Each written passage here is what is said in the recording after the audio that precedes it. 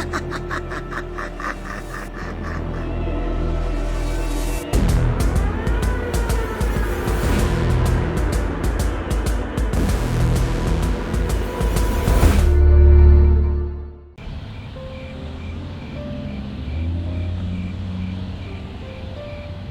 প্রথমবার তোমার পিসির বাড়ি যাচ্ছি। শহরের যান্ত্রিক পরিবেশ ছেড়ে কদিন গ্রামের শান্ত পরিবেশ, ভেবেই ভালো লাগছে। তবে একটু চিন্তাও হচ্ছে তারা আমাকে পছন্দ করবে কিনা এটা ভেবে। আরে বাবা, এসব কি বলছো বলো তো? হ্যাঁ, আরে পিসি তো তোমার সম্পর্কে কত কিছু জিজ্ঞাসা করেছে। কবে থেকে তোমাকে নিয়ে যেতে বলছেন উনি? আর ওই রাহুল, ও তো তোমাকে দেখার জন্য অধীর আগ্রহে অপেক্ষা করছে গো। সত্যি তুমিও না। কিন্তু তাও। হঠাৎ অভিক সজোরে ব্রেক কষল। গাড়িটি সশব্দে থেমে গেল, আর তার সঙ্গে সঙ্গেই রাত্রির হাত থেকে ফোনটা গেল পড়ে। কি হলো? হঠাৎ ব্রেক কষলে কেন? আরে ওই দেখো, একটা কালো বিড়াল। রাত্রি সামনের দিকে তাকালো। সত্যি একটি কালো বিড়াল রাস্তা পার হয়ে জঙ্গলের গভীর নিকষ কালো অন্ধকারে মিলিয়ে গেল। রাত্রির মনে যেন এক অজানা ভয় আর কপালে চিন্তার ভাঁজ পড়ল। বিড়াল? তাও কালো বিড়াল? বলে না অশুভ।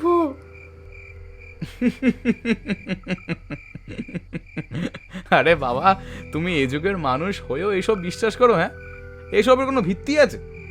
চলো চলো, অনেকটা পথ যেতে হবে, চলো তো।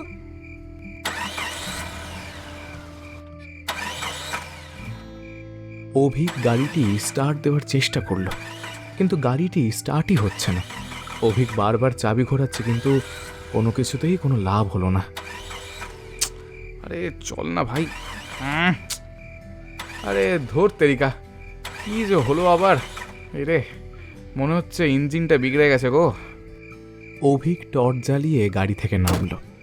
সে গাড়ির সামনে গিয়ে বনেট ওপেন করে কি সমস্যা হয়েছে তা দেখতে লাগলো। রাত্রি গাড়ির জানলা দিয়ে বাইরের দিকে দেখছে। চারপাশে এক অস্বস্তিকর নীরবতা আর জঙ্গলের নিকষ কালো অন্ধকার তাকে যেন গ্রাস করছে। হঠাৎ সে দেখতে পেল জঙ্গলের গভীর থেকে একটি আলোর ঝলকানি তার দিকে যেন তাকিয়ে রয়েছে সেটি। সে ভাবল হয়তো ভুল দেখছে, কিন্তু আলোটা বারবার জ্বলছে আর নিভছে। আলোটা যেন এক জোড়া লালচে রক্তমাখা চোখ। রাত্রি আরো ভালো করে দেখার জন্য গাড়ির দরজাটা খুলল। এক পা বাইরে ফেলতেই সে কিছু একটা জিনিসের ওপর পা দিয়ে ফেলল, যেন তার পাটা পিছলে গেল। সে চমকে উঠে ভয়ে পা সরিয়ে দ্রুত নিচে তাকালো।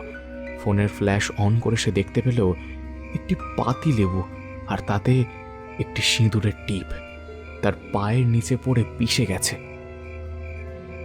রাত্রি বিরক্ত হয়ে দ্রুত তার পা মুছতে লাগলো। এই নির্জন রাস্তায় লেবু কোথা থেকে এলো? সেই কথা ভাবতে ভাবতে রাত্রি গাড়ি থেকে নামার উদ্দেশ্য বেমালুম ভুলেই গেল। ও গাড়ির দরজা বন্ধ করে অভিকের দিকে এগিয়ে গেল আস্তে আস্তে।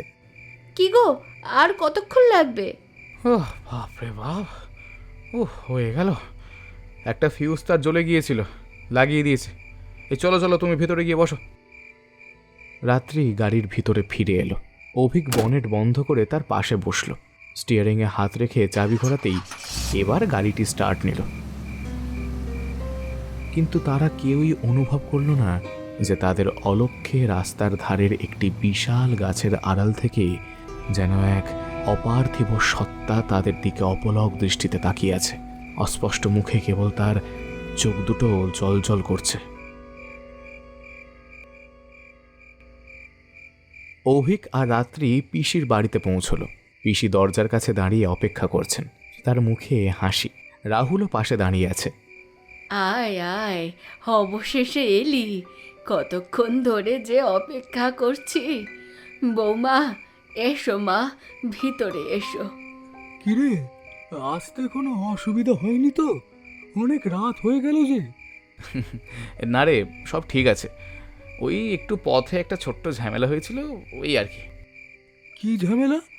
ও কিছু না, ওই গাড়ির ফিউজ তারটা গিয়েছিল একটু পুড়ে, তার জন্যই মাঝখানে দাঁড়িয়ে গিয়ে একটু দেরি হয়ে গেল।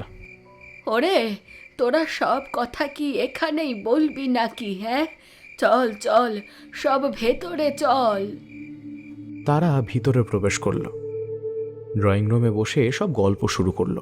রাহুল, অভিক ও পিসি গল্প করছেন। কেবল রাত্রি চুপ করে একপাশে বসে আছে।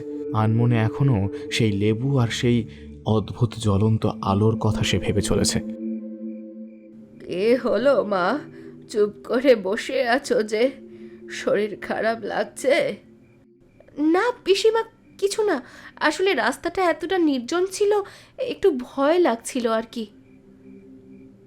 ও, তা হবেই, এই রাস্তাটা বড়ই নির্জন, দিনের বেলাতেই সহজে কেউ যেতে সাহস পায় না, তারপর তো রাতে। যাক, এখন সব ঠিক আছে, আয়, তোদের খাবার দিয়েছি, খেয়ে দে, বিশ্রাম নে। তবে মা, একটা কথা বলি, রাতে যদি কোনো অদ্ভুত শব্দ শোনো, জানালার বাইরে তাকাবে না। পুরনো বাড়ি তো, মাঝে মাঝে অদ্ভুত জিনিস চোখে পড়ে আর কি। কি যে বলো পিসি তুমি, সত্যি। অভিক হেসে উড়িয়ে দিলেও রাত্রির বুকের ভেতরটায় কেমন যেন হাড় হিম করা শীতল স্রোত বয়ে গেল।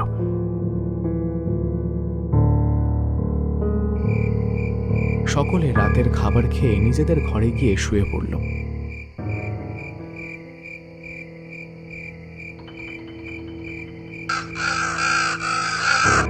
হঠাৎ কাকের কর্কশ শব্দে অভিকের ঘুমটা ভেঙে যায়। অভিক ঘুম জড়ানো চোখে পাশে হাত দিয়ে দেখে রাত্রি সেখানে নেই। সে অবাক হয়ে যায়। এত রাত্রে রাত্রি কোথায় গেল? পাশেই তো শুয়েছিল। সে সঙ্গে সঙ্গে উঠে বসে দেখল ঘরের দরজাটা খোলা। দ্রুত উঠে রাত্রিকে খুঁজতে বেরোলো সে সারা বাড়িতে তন্ন তন্ন করে রাত্রিকে খুঁজতে লাগলো। রান্নাঘর, শোবার ঘর, ড্রয়িং রুম, কিন্তু কোথাও রাত্রি নেই। তার মনে হলো এত রাতে সবাইকে ডেকে তোলাটা কি ঠিক হবে? হঠাৎ সে একটা খচ খচ শব্দ শুনতে পেল। তার মনে হলো শব্দটা ছাদের উপর থেকে আসছে। অভিক আস্তে আস্তে সিঁড়ি দিয়ে উপরে উঠতে লাগলো। ছাদের দরজাটা খোলা। সে ধীর পায়ে ছাদে প্রবেশ করল। ফ্ল্যাশ লাইটের আলোতে সে দেখতে পেল রাত্রি তার দিকে পিছন ফিরে দাঁড়িয়ে আছে। তার চুল খোলা আর বাতাসের কারণে সেগুলি উড়ছে। তার শরীরটা কেমন যেন দুলছে মনে হয়। অভিক ধীরে ধীরে তার দিকে এগিয়ে যায়। রাত্রি, এই রাত্রি, এখানে কি করছো এত রাতে? আরে চলো, ঘরে চলো। রাত্রি, এই রাত্রি। রাত্রি কেবল মাথাটা ঘুরিয়ে অভিকের দিকে তাকালো। তার চেহারা দেখে অভিক ভয় আঁতকে উঠল। তার মুখে রক্ত লেগে আছে। চুলগুলো মুখের সামনে এসে পড়েছে। চোখগুলো সম্পূর্ণ সাদা হয়ে গেছে। এক পার্থিব ভয়ঙ্কর দৃষ্টিতে সে অভিকের দিকে তাকিয়ে আছে শুধু। রাত্রি রাত্রি একটি ভয়ঙ্কর চিৎকার করে মাটিতে লুটিয়ে পড়ল। তার চিৎকারে অভিক মেঝেতে বসে পড়ল। তার সারা শরীর ভয় কাঁপছে। রাত্রির চিৎকারে পিসি এবং রাহুল দ্রুত সিঁড়ি দিয়ে উঠে আসে। তারা দেখল অভিক মেঝেতে বসে আছে এবং রাত্রি অজ্ঞান হয়ে মাটিতে পড়ে রয়েছে। তাদের চোখেও ভয় ও বিস্ময় দুইয়েরই দেখা মিলল। অভিক রাত্রিকে কোলে তুলে ঘরে নিয়ে শুইয়ে দেয়। অভিক রাত্রির পাশে বসে থাকে সারাক্ষণ। সারা রাত তার চোখের পাতা এক করতে পারল না সে। তবে তার মনে হচ্ছিল রাত্রি যেন নিজের ইচ্ছায় ওখানে যায়নি, যেন কোনো অদৃশ্য সুতো তাকে টেনে নিয়ে গিয়েছিল।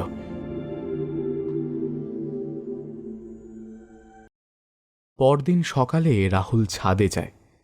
সে দেখতে পায় একটি কাক মরে পড়ে আছে। রাতের ঘটনা ভেবে তার মনে এক অজানা ভয় আর সন্দেহ কাজ করতে শুরু করে। সে দ্রুত নিচে এসে অভিকদের ঘরের দিকে যায়। রাহুল ঘরে প্রবেশ করে। রাত্রি বিছানায় শুয়ে আছে। তাকে বেশ দুর্বল দেখাচ্ছে। তার চোখের নিচে হালকা কালি পড়েছে। বৌদি, কাল রাতে তুমি কি কিছু মনে করতে পারছো? রাত্রি কোনো উত্তর দেয় না, কেবল আনমনে এক দৃষ্টে তাকিয়ে থাকে সে। ক্রমশ রাত্রির শরীর আরো খারাপ হতে থাকে।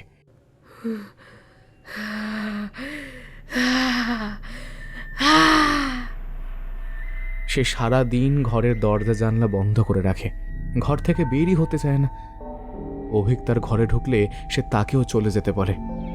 চলে যা, চলে যা এখান থেকে।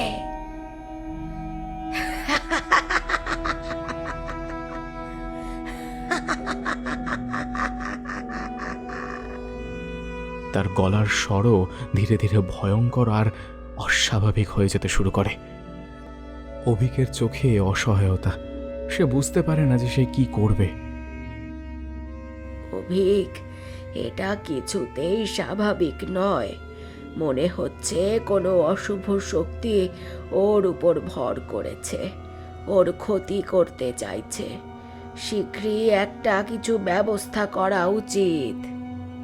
কিন্তু কি কি করা উচিত বলো তো?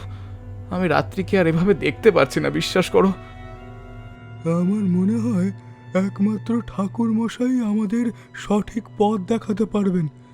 কিন্তু আমাদের দুর্ভাগ্য এই যে সে এখন এই গ্রামে উপস্থিত নেই। আমি তার সাথে যোগাযোগ করার চেষ্টা করেছি। তিনি ছাড়া কেউ এই বিপদ থেকে রক্ষা করতে পারবেন না আমাদের। রাহুল আর অভিক একটি চেয়ার নিয়ে এসেছে।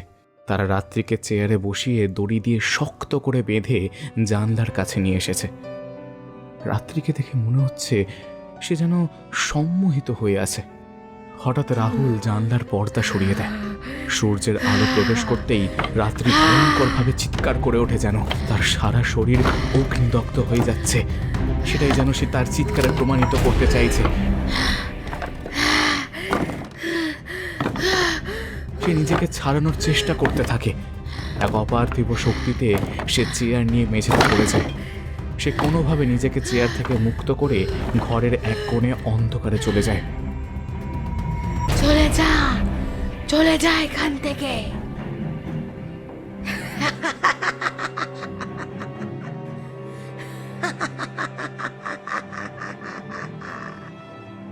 অভিক আর রাহুল ভয় পেয়ে ঘরের বাইরে আসে।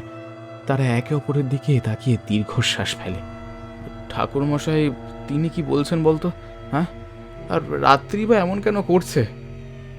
ঠাকুর মশাই বলেছেন, যদি তার অনুমান ঠিক হয় তাহলে এটা কোনো অশুভ তান্ত্রিকের কাজ। নিচু জাতের তন্ত্র সাধনা করে সে রাত্রিকে ব্যবহার করে পূর্ণ শক্তি অর্জন করতে চাইছে। আজকে রাতে রাত্রির উপরে নজর রাখতে বলেছেন তিনি, কারণ আজকে অমাবস্যার রাত। সেই তান্ত্রিক নিশ্চয়ই আজ তার কার্য সিদ্ধি করবার সম্পূর্ণ প্রচেষ্টা করবে।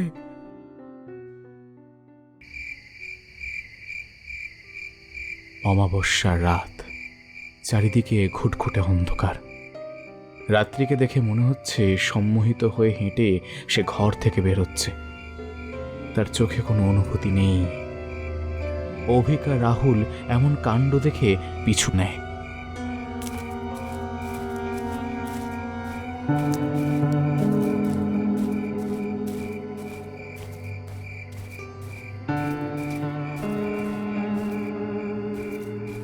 ওরা দুজন রাত্রিকে অনুসরণ করতে করতে একটি খোলা জায়গায় পৌঁছায়। সেখানে আগুন জ্বলছে। একজন তান্ত্রিক যজ্ঞ করছে। চোখগুলো রক্তিম লাল, পরনে তার কালো পোশাক, হাতে একটি বিশাল ভয়ঙ্কর খাড়া। রাত্রি সম্মোহিত হয়ে তান্ত্রিকের পাশে গিয়ে বসে। তান্ত্রিক একটি রক্তের বাটি থেকে কিছুটা রক্ত নিয়ে রাত্রির কপালে লাগিয়ে দেয়। রাহুল আর অভিক কিংকর্তব্য বিমূঢ় হয়ে গাছের আড়ালে দাঁড়িয়ে থাকে কেবল। ওর এই যজ্ঞ কোনো মতে সম্পূর্ণ হতে দেওয়া যাবে না। ঠাকুর মশাই বলেছিলেন, যেভাবেই হোক ওর মন্ত্র উচ্চারণ বন্ধ করতে হবে। তাহলেই ওর শক্তি কমে যাবে আর রাত্রির উপর থেকে ওর সমস্ত নিয়ন্ত্রণ কেটে যাবে আর রাত্রি ঠিক হয়ে যাবে। ওকে যেভাবেই হোক আটকাতে হবে আমাদের। তান্ত্রিক তার হাতের খাড়াটা তুলে ধরে। সে মন্ত্র উচ্চারণ করতে করতে রাত্রির দিকে এগিয়ে যায়। অভিক আর রাহুল আর দেরি করল না। অভিক ঝোপের আড়াল থেকে একটা মোটা ডাল তুলে তান্ত্রিকের দিকে আস্তে আস্তে এগিয়ে যেতে লাগলো। তান্ত্রিক তখন মন্ত্র পড়ছিল। রাহুল একটা পাথর তুলে তার হাতের মন্ত্রের বইটা লক্ষ্য করে দিল ছুঁড়ে। পাথরের আঘাতে তান্ত্রিকের হাত থেকে বইটা ছিটকে পড়ে যায় যজ্ঞের আগুনে। বইটি পুড়ে যেতেই তান্ত্রিক বিকট চিৎকার করে ওঠে। সে চিৎকার করে অভিক আর রাহুলের দিকে তাকাতেই অভিক তার হাতে থাকা ডালটা দিয়ে সজোরে তার মাথায় আঘাত করলো।